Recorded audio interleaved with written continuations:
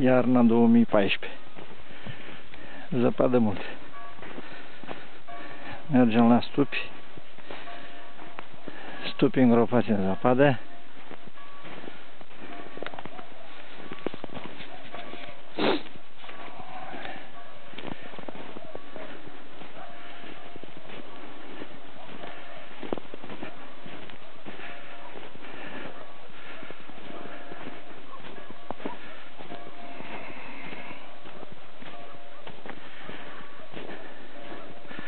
Dacă nu avem freza, nu rezolvăm problema repede. Aceștia sunt stupii. I-am desfăcut. Uite acolo. Mai am de dat ceva zăpadă.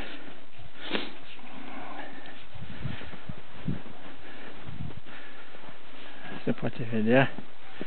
Zăpadă foarte multă.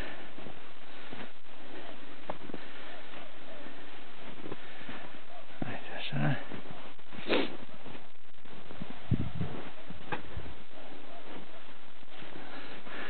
Și companie. Aici. Aici.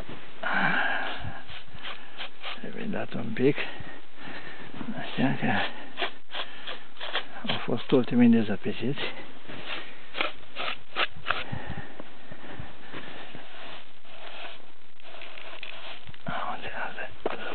Aici.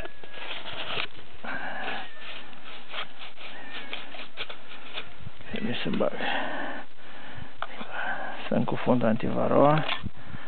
În principiu nu sunt probleme, dar trebuie să fim atenți.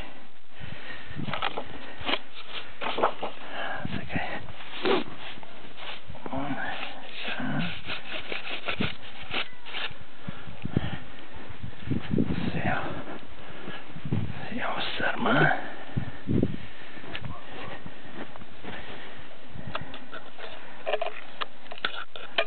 Acum un pic aici.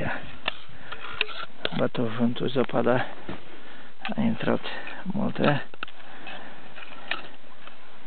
Acum se poate vedea.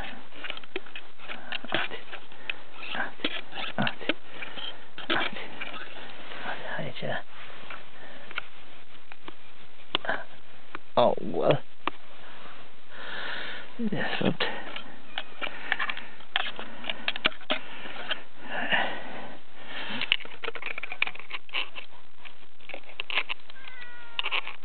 Încet așa.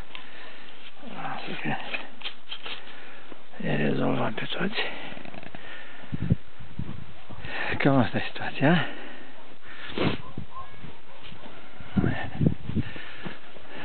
Mai așteptăm la noapte o zăpadă puternică